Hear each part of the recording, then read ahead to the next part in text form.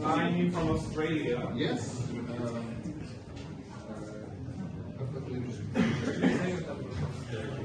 Cool. Hello, everybody. Yes, I'll make it quick. So, who here has seen me present? Because I'll try to make it interesting for those who haven't. Okay, great. Not many people. Awesome. My name is Andrew. I come from Australia. It's awesome to be here. Aber ich spreche Deutsch. Thank you for speaking English for these events. Since coming to this 3 months ago, I did some maintaining for OpenClaw. Peter welcomed me in. If you haven't seen, this is me doing about like 34 commits into the code before I basically said, okay, I want to do so much more. And Peter's like, you're moving too fast. I'm like, yeah, okay, I want to do my own thing now. So this is my presentation called Step 4 Profit. How can you actually make money with OpenClaw or other these kind of products? So I think what I did was I used my 2 times 20x Claude subscriptions, my GPT Max subscription, Gemini, Kimi Claw, basically ramped them all onto OpenClaw to answer that question, how do you make money off of this? So I haven't seen this extra slide. I'm curious about it, and what it actually says as to how to do it. And it says, stop spending €1,000 a month on... Okay, forget about that. Let's move along, and maybe it's got some other slides for me that we're going to go and present. Okay, so effectively, I also found people on Reddit that said that they've actually had good use cases for OpenClaw, such as law firm, back office, paralegals that are afraid.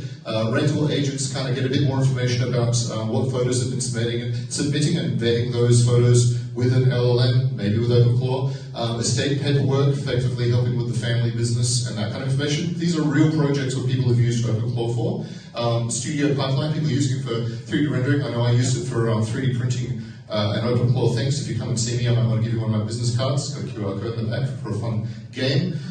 Free burgers. Okay, people are using it for analyzing the receipts and so forth, and a whole lot of other tools. What did I use it for?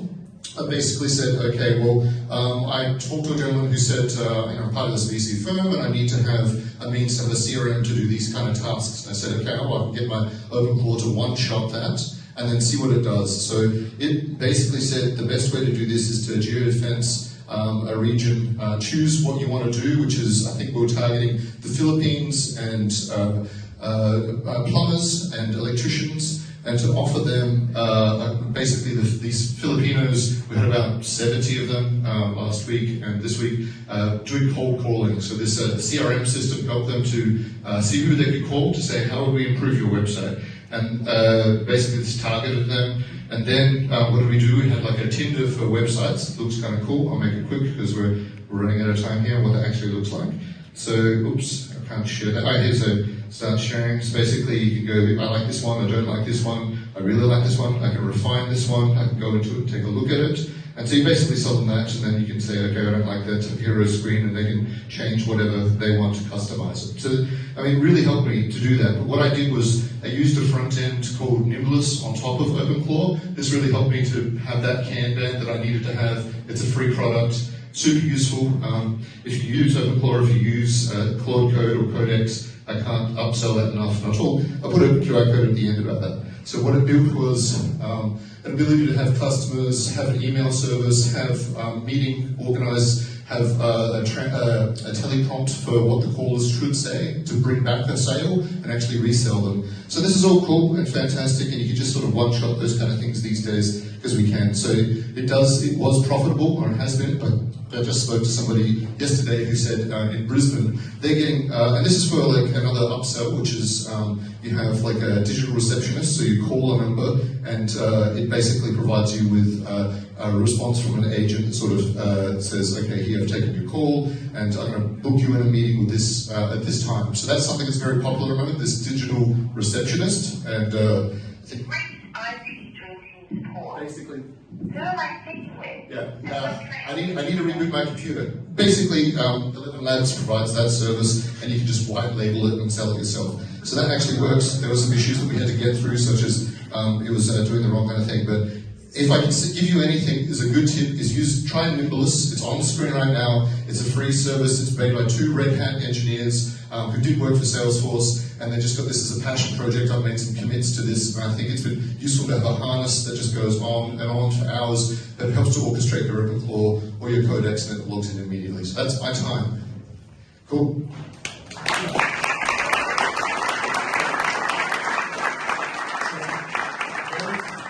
First off, kudos for speaking first. Kudos for speaking so first, that was impressive. What was the most hilarious thing that went wrong, like if you're allowed to say? Yeah, obviously I had an AI checking for extra fingers, but this, for some reason the AI, even though we had a Carpathy wiki, wanted to have like copper pipes instead of like plastic pipes, and I said plastic pipes, and it gave like weird contraptions for like the hero photos for these websites. I could not get it, and then it wanted to have like yellow shoes for some reason for these people, so just hammering that out and basically training an AI was the best part of it, because I had an AI to do that AI checks. So yeah, hilarious, but time consuming. Yeah, I think that experience everybody had here. Questions?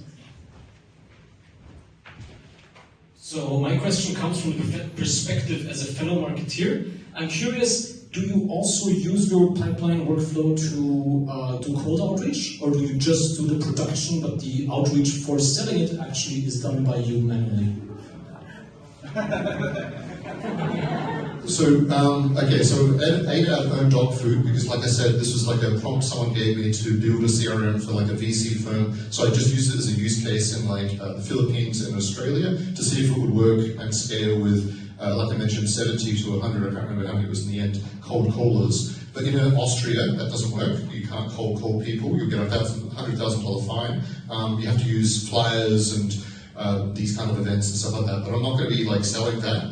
Like I said, the funniest thing was, yes, I think I mentioned it was like when we found out in Brisbane that like 20 other businesses were calling up like plumbers and offering them this digital receptionist. The market's completely saturated immediately. So I think my advice is to rapidly iterate and work out like what are the campaigns that you want to have and just sort of work through them. I think this AI white labeling of like some service like AI, Lemon Labs or whatever, come up with something and you just attach yourself to that, sell it to a business. If it's workflow that works for you, it will work for them, and then it will get you onto the next thing. Does that answer your question? Other questions? Yeah, I need one of those beers. Make us some good questions. Cool. Back there we have everyone on that side. Okay, make it good. They won't hear it on the in the other room, so you. I don't know if I'm gonna make it good or awkward, but I was gonna ask how much money have you made using your system? Yeah, so it was enough to offset the €1,000 a month cost that I had. So I think that's why I wanted to share the knowledge and encourage people to do it, but to rapidly iterate. And I've had to sort of lower my subscriptions so that I have a better profit margin and optimize my orchestration a little bit with softer models. Question 1 or question 2? Two. Give it up for Andrew.